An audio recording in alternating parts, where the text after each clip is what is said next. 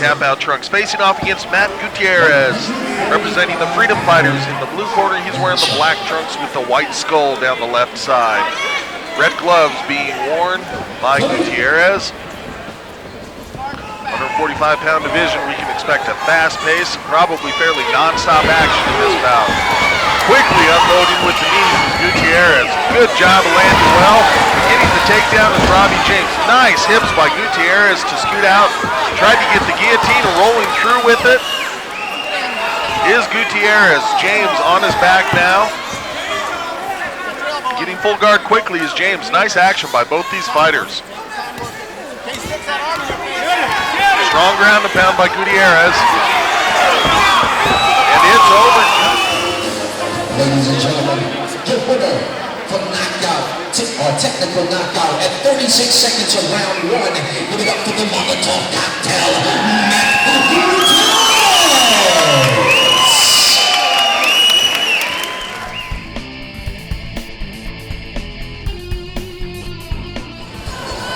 Ladies and gentlemen, this next bout takes place at a catch weight of 160 pounds. Introducing first, from out of the red corner, wearing the white Hayabusa trunks with the red and black trim. He represents the Fatal Strike team. Please give it up for David the Blade!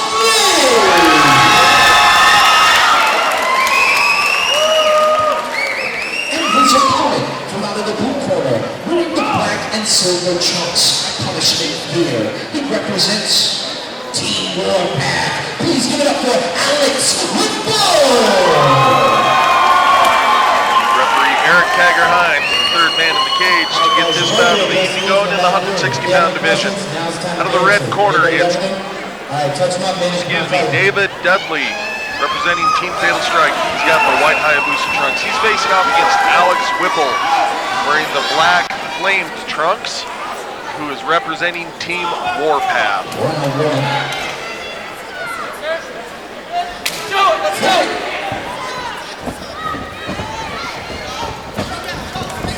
Whipple closes in, looks like an accidental clash of heads. Neither fighter seems worse for wear. But Whipple goes down with a left hook, thrown by Dudley. Ladies and gentlemen, your winner by technical knockout from out of the red corner, Divine Hippie Tables, it's David!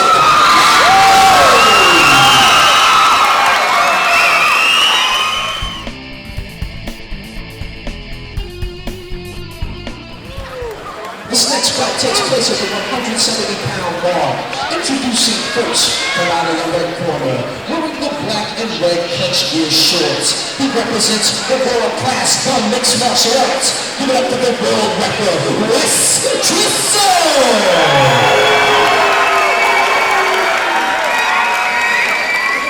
And his opponent, from out of the blue corner, representing the world-class Jet Freedom Fighters, join the revolution. Give it up for Malicious Matt Cox! In our fifth bout of the evening, the red corner is bringing us Wes Trissel, representing Gun Mixed Martial Arts.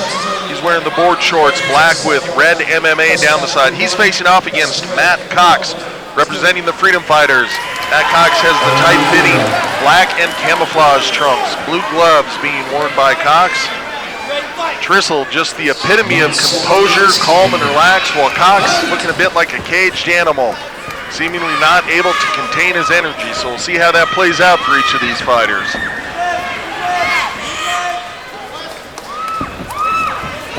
Cox misses with his overhand right, then connects with a strong leg kick. Trissel still staying composed, looking relaxed. Had the chance to watch him fight before. Like a lot of the Gum MMA fighters, very cerebral, very into the technical aspects of the game. Cox thought about the right hand, but pulled it back.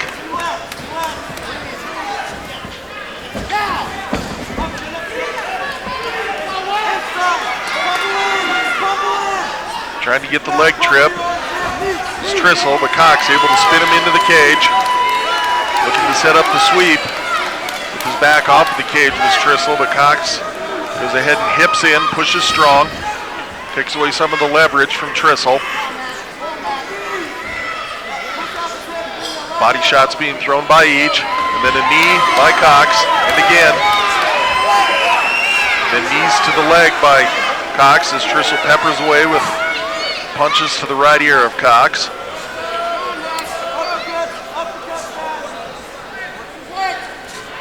Neither fighter working real hard for the takedown yet.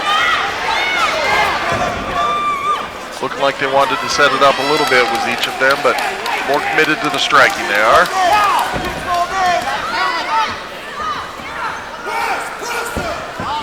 Cox pulls his kick. Trissel closes in, Cox counters. Nothing that caused any damage.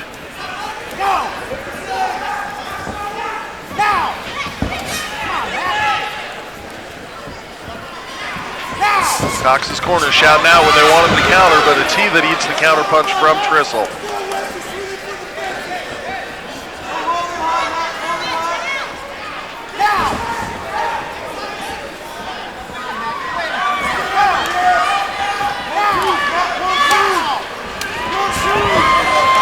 Trissel momentarily with the leg trap, not able to get a takedown off of it though. The Gum MMA fighter is very well known for their ground game. Surprised he hasn't been more committed to try and take it there, but it's Cox that momentarily knocks down Trissel, but Trissel recovers quickly. A strong overhand right by Cox.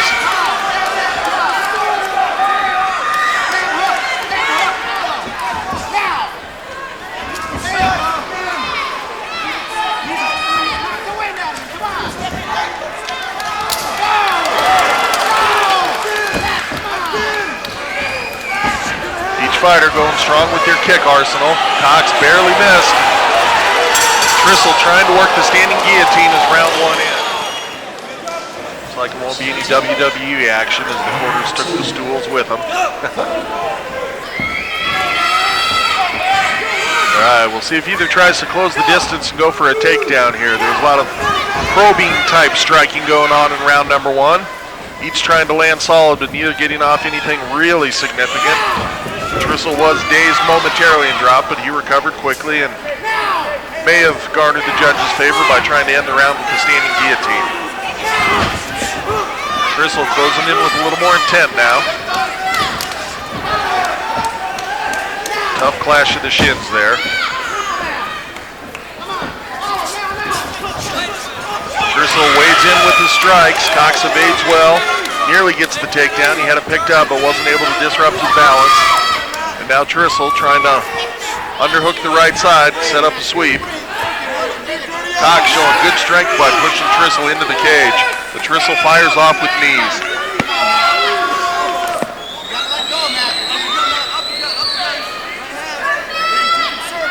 Bit of a battle for position here.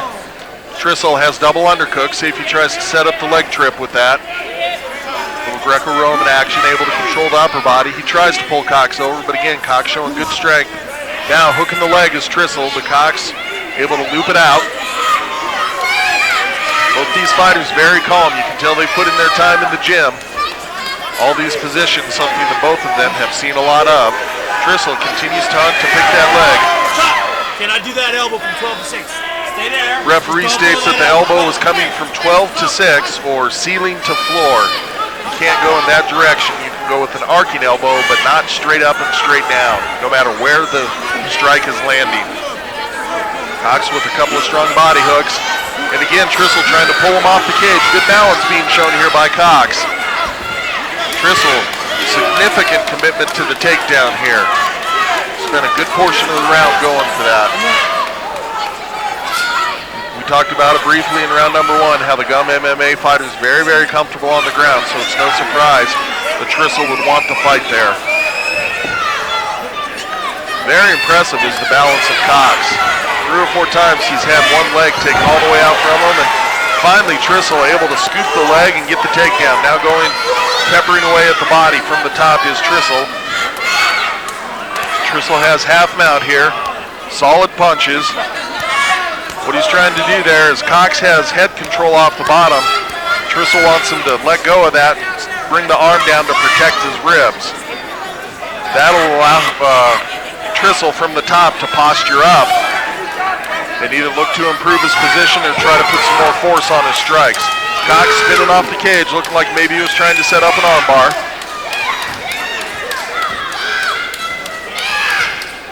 active with his hips off the bottom is Cox.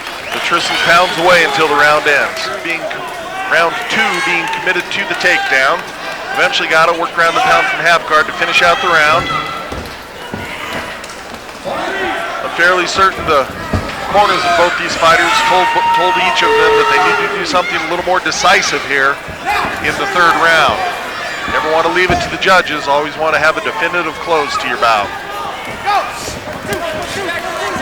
Strong body kick by Cox, but Trissel uses it to close in and almost got the leg trip takedown again.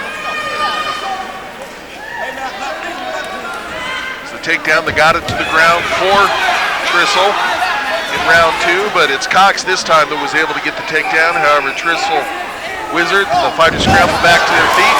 Spinning the takedown that was initiated by Trissel is Cox, but Trissel pops his head free from the headlock. And looking like he might want to go for back control here. He's got his arms set in. Good job of putting his arms in position before he tried to close in for the choke. Cox has his hands in position to keep Trissel from setting his hooks in. But that forearm is under the chin tight. Nice sit out there by Cox in order to escape the choke. But that allows Trissel to come into side control. Very composed defense by Cox there. Trissel's corner telling them they want some elbows from this position. Cox trying to turn his hips over, escape sideways. Trissel with knee on bicep now, helping to control the shoulders. Cox is doing a good job of getting his hips and his shoulders off the mat, trying to turn in. Trissel thwarts that by way of kneeling on the bicep there. Trissel continues to pepper away with strikes. Cox continues to try to turn out, work back to his knees. Nice side control by Trissel. Cox is strong and active off of his back, but Trissel keeping the fight where he wants it. Make it happen, boys. Referee Tim Mills telling the fighters something has to happen here. Need to either improve their position or land some strikes that are going to do some damage. So far, Trissel peppering away, getting some points on the judges' cards, but not anything that's going to end this bout yet. Cox again, busy with his hips, working across the cage. Come on, let's go, make something happen. Trying to spin out. Referee again imploring the fighters to make something happen. Strong knees now being thrown by Trissel. Cox got up onto a hip to try to effect an escape. Trissel uses it to land strong knees to the rib cage. I think I might have heard the 10-second clacker there. Cox now tying up the arm of Trissel, but Trissel content with that because he peppers away with the knees. Lands a couple more right before the bell sounds, and that's how the round ends, with Cox fighting off of his back. Producing 2 awesome fighters as well. The judges see it all the same for the unanimous decision from out of the red corner. Give it up for the world hunter, Wes Trissel! Big hand for Matt Cox.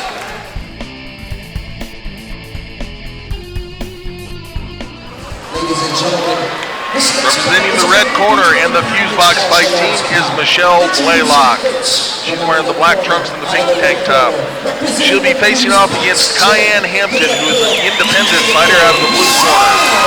Hampton is wearing silver and orange and black sprawl trunks with the tap-out top. Women's mixed martial arts action in the 120-pound division here to get our second half of the evening going.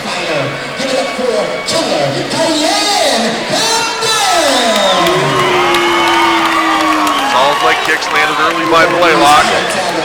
Hampton with some striking, the fighters clinch. All the difference is we're going to see what it means to fight like girls. Touch her up, let's get it on. Both fighters able to circle the other off of Indians to the cage. Good job by Hampton, throwing a hook on her way out. Always a good time to throw some strikes is when you're disengaging from the clinch. Blaylock showing some good leg kicks here early in round 1. Hampton working well with the punches. Blaylock again goes to the leg, closes the distance. However, Hampton pushes her up against the cage. Each fighter lands a strong knee. Trying to get the body lock takedown is Hampton. She initiated the takedown, but it was Blaylock that was able to roll through, and now she's inside control on top.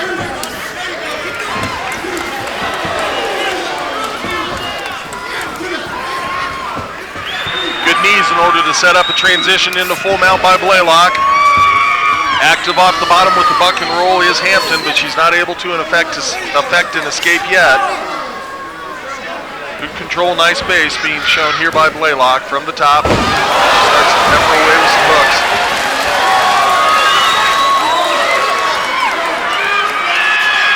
Hampton able to get the roll. Good sweep off the bottom. Didn't work the first couple times, but she stayed committed to it and got the turn. Good elbows off the bottom by Blaylock.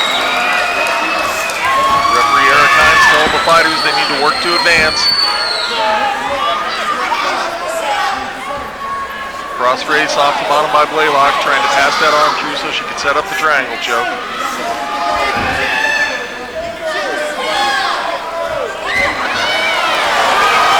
Got the arm over now. Rolling into a topside triangle and then pulling through to the bottom.